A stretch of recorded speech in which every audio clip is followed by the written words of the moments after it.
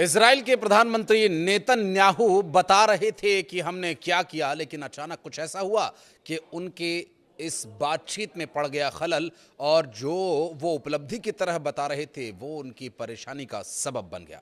नमस्कार, मैं हूं आशीष त्रिपाठी आपके साथ और न्यूज़ 18 के सोशल मीडिया प्लेटफॉर्म पर अब हम बात करेंगे इजराइल के ईरान की राजधानी तेहरान पर किए गए हमले की ब्रीफिंग के दौरान ऐसा क्या समाचार नेतन्याहू को मिला कि नेतन्याहू भी सख्ते में आ गए और एक बार फिर उन्हें ये निर्णय लेना पड़ा कि फिर से पलटवार करने की आवश्यकता है। एक तरफ हमला होता है, उसका पलटवार खत्म नहीं होता कि दूसरा हमला फिर से हो जाता है। जी हां, कुछ समय से यही चल रहा है पूरे मिडिल ईस्ट में। चाहे वो इजराइल ईरान पर हमला करे, लेबनान पर हमला करे, हिजबुल्लाह के लड़ाकों को मारे या फिर हिजबुल्लाह इजराइल पर हमला करे। जी हां, इस वीडियो में हम उस हमले की बात करेंगे जिस हमले ने इजराइल को हिलाकर रख दिया। इजराइल जो है वो इस हमले से थर्रा उठा है, चूंकि ये घटना उस वक्त घटी जब इजराइल के प्रधानमंत्री बेंजामिन नेतन्याहू बता रहे थे कि राजधानी तेहरान में कहां-कहां आईडीएफ की टीम ने पहुंचकर सैन्य ठिकानों को तबाह किया। रात के वक्त F-13 जैसे विमानों से बम वर्षा की गई और भारी तबाही ईरान की राजधानी तेहरान में मचाई गई। और इसके बारे में पूरी डिटेल जो मिली, उसमें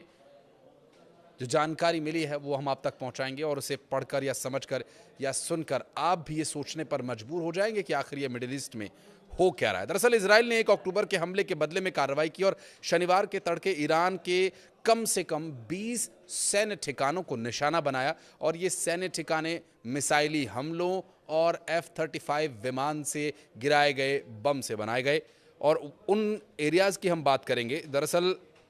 4 घंटे बाद से ही इजराइल में युद्ध के सायरन बजने लगे थे और हिजबुल्लाह ने इजराइल की बीट शान वैली, मालेह, गिलबोआ, बीट शियान, यार्डेना, नेवेह और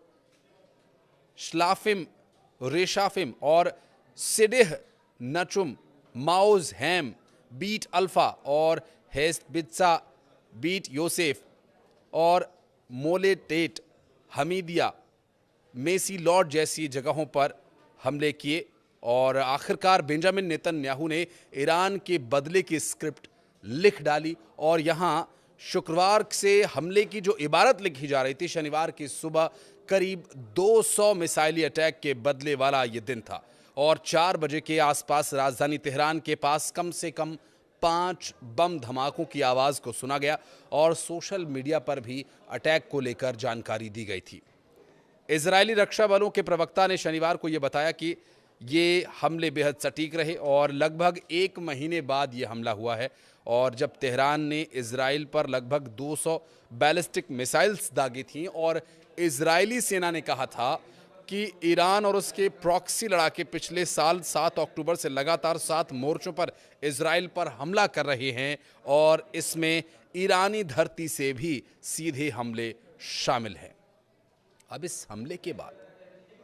जो इजराइल ने प्लान किया था, इजराइल ने उसे एग्जीक्यूट किया और इजराइल के इस एग्जीक्यूशन की वजह से जो तबाही मची, उस दर्द से ईरान बचने की कोशिश कर रहा था, निकलने की कोशिश कर रहा था, लेकिन उसके पीछे हिजबुल्लाह ने जो किया वो सुनकर आप भी हैरान रह जाएंगे। दरअसल हिजबुल्लाह ने भी यहां ड्रोन उतारकर इजराइल पर ताबड़तोड़ हमले किए। दरअसल जानकारी जो मिली उसमें बताया गया कि आईडीएफ ने यह बताया था कि कुछ समय पहले लेबनान से इजराइल के हवाई क्षेत्र में एक संदिग्ध ड्रोन को इंटरसेप्ट किया गया। दरअसल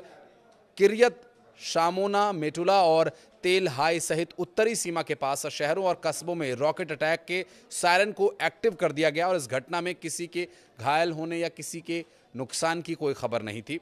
और हिजबुल्लाह हमले में इजराइल के उत्तरी शहर बीट शान वैली, मालेह, गिलबोआ, बीट शियान, यार्डेन, नेवेह और श्लेफिम और माओज हेम, बीट अल्फा जैसे शहरों पर हमला किया गया और आसमानी जो मिसाइलें थीं वो इस पूरे एरिया को कवर किए हुए थीं और Israel real time rocket alert ने अलर्ट जारी कर दिया और सायरन बजने लगे। दरअसल इससे पहले जो इजराइल ने हमला किया था। प्रधानमंत्री बेंजामिन नेतन्याहू उस वक्त इस बारे में पूरी जानकारी ब्रीफिंग के माध्यम से दे रहे थे। ईरान के सभी लोगों को ये सूचित किया जाता है कि इस्लामी गणराज्य ईरान को चेतावनी के बावजूद आपराधिक और गैर कानूनी ज़ायोनी शासन इजराइल ने हम पर अटैक किया। ये जानकारी ईरान की वायुसेना ने जारी की और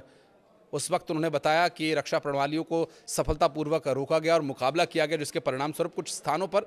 सीमित क्षति ज़रूर हुई है और इस घटना की गंभीरता की फिलहाल जांच की जा रही है। जब ये जानकारी ईरान की वायुसेना की तरफ से दी गई, उसके कुछ देर बाद ही बेंजामिन नेतन्याहू अपने देश के लोगों को संबोधित कर रहे थे और दुनिया को बता रहे थे कि उन्होंने कितना बड़ा काम किया है और इस अटैक से कितना नुकसान पहुंचा है। उसके बाद इजराइल के ईरान पर हमले के बीच बड़ी खबर यह आई कि हिजबुल्लाह ने उत्तरी इजराइल के कई इलाकों में सुबह लगभग 9:32 पर एक साथ कई रॉकेट्स दाग दिए। सैकड़ों की संख्या में रॉकेट इजराइल के उत्तरी क्षेत्र में दाग दिए गए। हिजबुल्लाह जिसके पास रॉकेट्स की कमी नहीं है, ये बात सब जानते हैं और दागे गए रॉकेट से तबाही का मंजर देखकर हर कोई थर्रा उठा। इजराइल के उत्तरी इलाकों के आसमान का रंग लाल हो गया, भूकंप का अलर्ट जारी किया गया और वहीं दर्जनों इलाकों में सायरन बजने की भी खबर आई। ईरान की एक न्यूज़ एजेंसी ने यह भी बताया कि इजराइल को सैन्य कार्रवाई के लिए तैयार रहने के लिए कहा गया है और ईरान की ओर से यह भी कहा गया कि इसमें कोई शक नहीं कि इजराइल को बराबर की कार्रवाई का सामना करना पड़ेगा। और इस पर आईडीएफ के प्रवक्ता रियर एडमिरल डैनियल हगारी ने एक बयान में चेतावनी दी है कि अगर ईरान इसे और आगे बढ़ाने की कोशिश करता है तो ये उसकी सबसे बड़ी भूल साबित होगी। हालांकि जो ये पूरा हमला हुआ, ईरान पर हमले के बाद इजराइल की सेना के प्रवक्ता ने ये बयान भी जारी किया और बताया कि उनके जो एयरक्राफ्ट्स थे वो सब बेस पर लौट आए थे, यानी सिर्फ तेहरान पर और तेहरान की जो कुछ चिन्हित जगह हैं वहीं उनका हमला करने का टारगेट था और ये सब कुछ पहले से डिसाइडेड था। ऐसा नहीं है कि वो कहीं भी बम गिराकर सिर्फ तबाही और डर का मंजर वहां पर पैदा करना चाहते थे। और चूंकि जानकारी जो मिली उसी के आधार पर इजरायली वायुसेना ने ईरान के मिसाइल मैन्युफैक्चरिंग फैसिलिटी पर सरफेस टू एयर मिसाइल और अन्य ईरानी एरियल क्षमता पर अटैक किया था। अब हिजबुल्लाह के पास मिसाइलों का इतना बड़ा जखीरा है, ये बात किसी से छिपी नहीं है। लेकिन हिजबुल्लाह क्या चाहता है? हिजबुल्लाह अभी भी उस स्तर पर आकर युद्ध लड़ने के मूड में नहीं है। हिजबुल्लाह 10, 20, 50, 100, 200 रॉकेट चला करके भी अपने भंडार को भरे हुए है और हिजबुल्लाह एक साथ जो युद्ध खत्म करने वाला हमला होता है, जो पैनापन, वो धार इस हमले में नहीं डाल रहा है, क्योंकि हिजबुल्लाह के हमलों से साफ है कि वो इस युद्ध को लंबा चलाना चाहता है, जिससे कि इजराइल इसी युद्ध में उलझा रहे और तरक्की के सारे रास्ते युद्ध में कैसे धुआं धुआं हो जाते हैं, ये शायद आपको बताने की ज़रूरत नहीं। बहरहाल इस पूरी घटनाक्रम को लेकर इस वीडियो के बारे में कुछ भी अगर आप कहना चाहते हैं तो कमेंट सेक्शन में आपका मोस्ट वेलकम है।